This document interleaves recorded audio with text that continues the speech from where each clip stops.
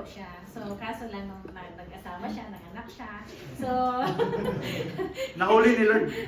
Huli! pahinga siya. So, praise God, no? Andyan si Dahil si Tito Lolo Milan niya Buhit, Buhit. ay Christian din. So, ang galing ng connection. So, no? Actually, nakapag-OHB na po tayo doon before kay Ate Gretchen. Kaso lang nung na-operan si mama niya, so hindi pwede kasi may visitation, syempre, medyo masilang. And then, umuwi na si mama niya. And then, kahapon nag-OHB na naman po tayo. Another. So, doon po namin discover yung talent nila. Si Mami niya okay So, na. praise God. Sabi, So, okay si na mami daw. daw nila okay na, praise God. So, palakpakan natin yung Panginoon. So, it's time naman for our testimony. I'm sure na may ginawa yung Diyos sa inyo sa buong linggo, not only buong linggo sa inyong mga buhay. So, malaya po kayong ipahayag yung Diyos sa umagang ito. Sa umagang ito, bukas po ang ating harapan. So, sige po. Oh, yan ang ating mag-asawa. Tumayo ka na doon, ate.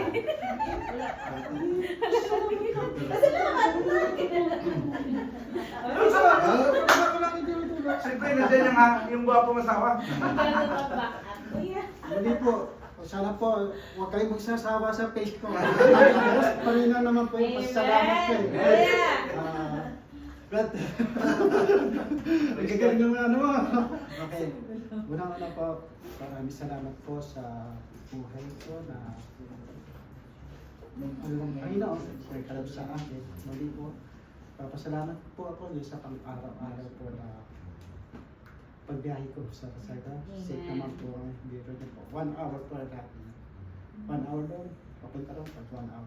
Kaya salamat po sa protection at safety na pinagkakalagay po sa amin. Sa mga buhay po ng mga sakay ko. Dahil ano rin ang mga merit na rin po. At siguro po,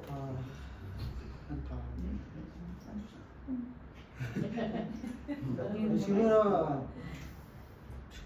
okay na siguro. Brother Robert, anin ko muna yung eksena mo ha. Sige, brother. Siguro,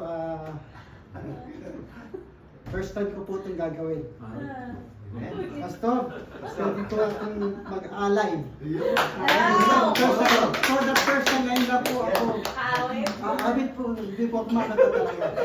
Kaya, pagpasensyahan niyo na po kung ako yung mali ang version ko, mali ang tone ko.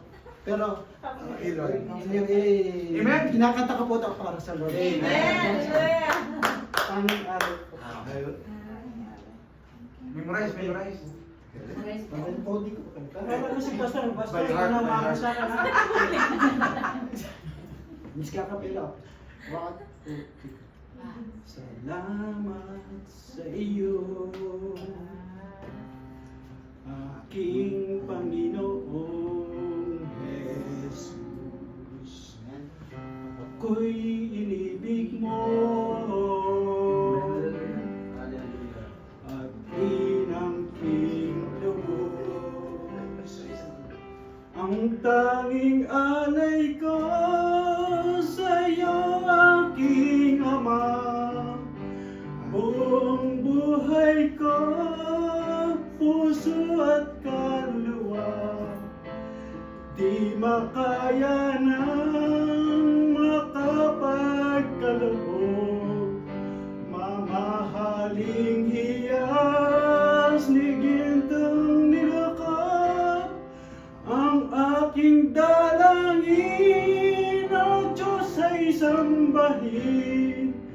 Ang tanging alay ko, nawa ay gamitin.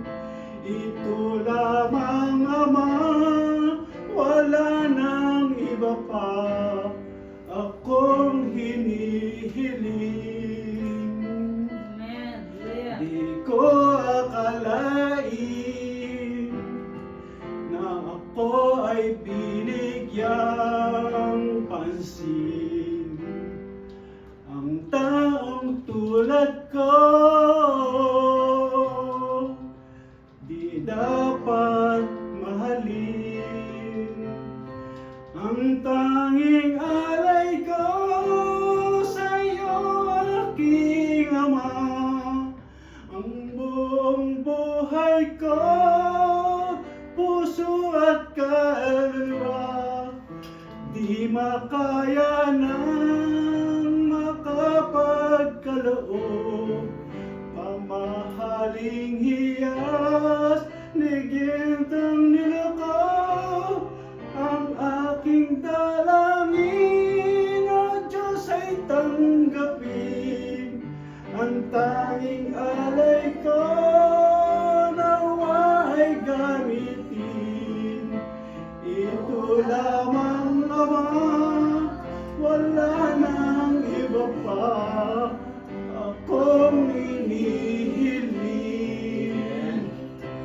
Aking iniintay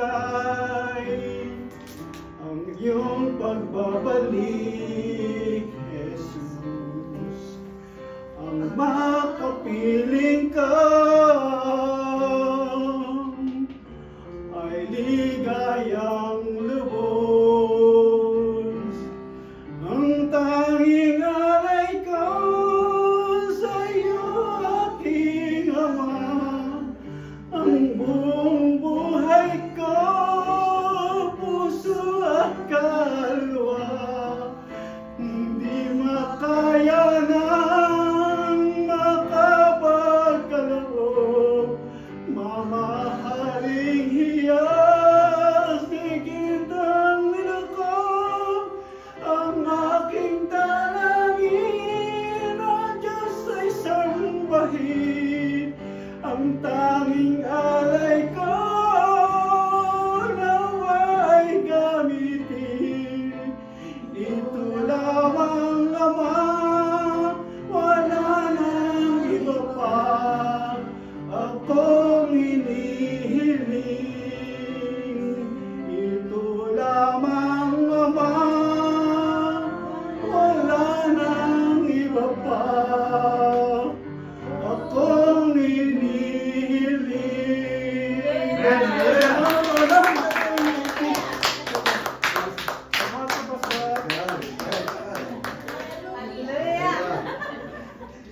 Praise God. Nakakatuwa ko yung mga puso nila na gustong umawit sa Panginoon. No? It recorded in heaven. So talagang magaling ka na. Magaling na daw si Kuya. Asal kasi nararamdaman. Alam mo, naiintindihan mo yung Amen. naman ang Ang malaga yung puso puso. ni Kuya, no?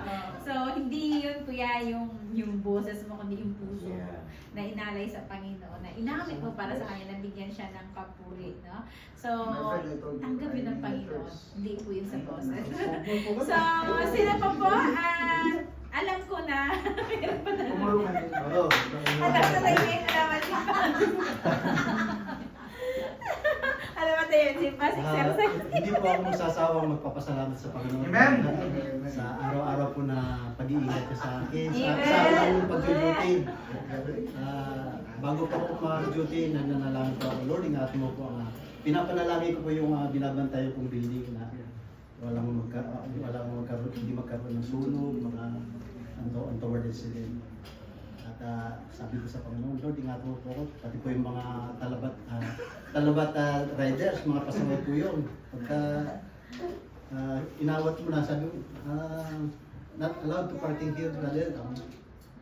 Tapos yung makipag-argument pa sila. Sabi ko, yan ang utos ng management kapo. Sabi ko sa nila. Kaya, nagpapasalamat pa ako sa Panginoon din. Dahil binibigyan din po niya ako ng patience. Dahil minsan po may sumigaw. I'm not living here. Sabi niya ganyan. Pero nag-iinit na po ako noon. Pero andiyan po ang Panginoon na nagbibigay sa atin ng pasensya. Kaya nagpapasalamat ako sa Panginoon.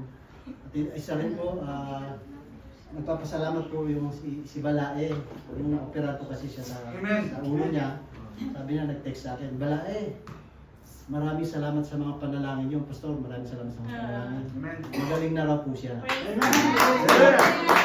Sabi po niya, salamat Balae. At sabi niya, naliwanagan yung isip ko, sabi niya. Siguro, sabi niya, magbi-business na lang daw siya doon. Hindi na siya babalik dito. Babalik naman doon kasi magpapacheck up pa po eh. Kaya salamat po sa mga panalangin niyo, Pastor, mga kapatid. Bilang pasasalamat po sa Panginoon na maghandog po ako ng awitin. Amen. Bakit? Para po sa Panginoon.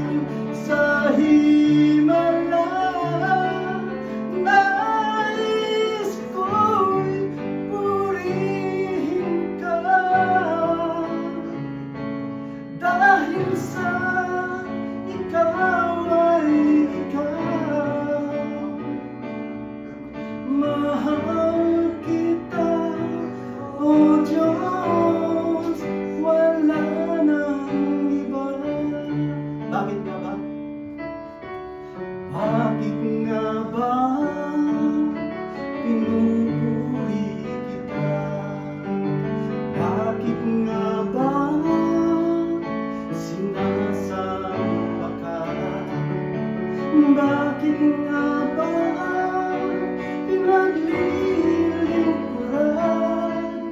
At bakit pinasasalamatan? Nais ko'y purihin ka, hindi dahil sa mga pagpapala. Nais ko'y purihin ka, hindi dahil sa himala. Nais ko'y purihin ka, dahil sa ikaw ay ikaw.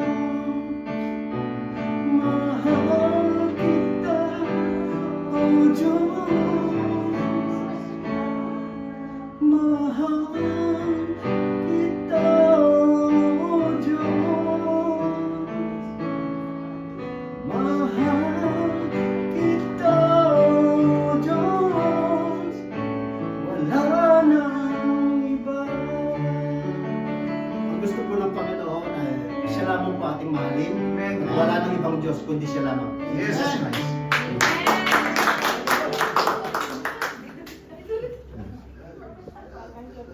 Si Pastor May Hallelujah! Praise God! So, meron pa po, bukas pa po ang harapan. Napakabuti ng Panginoon. Amen. Talagang laging, pag may testimony dito, may awitan talaga. No? Tunay na yan. Yun ang tunay na nagpupuri sa Panginoon. Palakpakan natin ang Panginoon sa mga ito. So, meron pa po tayong isang testimony. Meron pa ba? Wala na. Pastor Jack. So, okay. And let's welcome Pastor Chapo. So, maling for the word of God. Okay.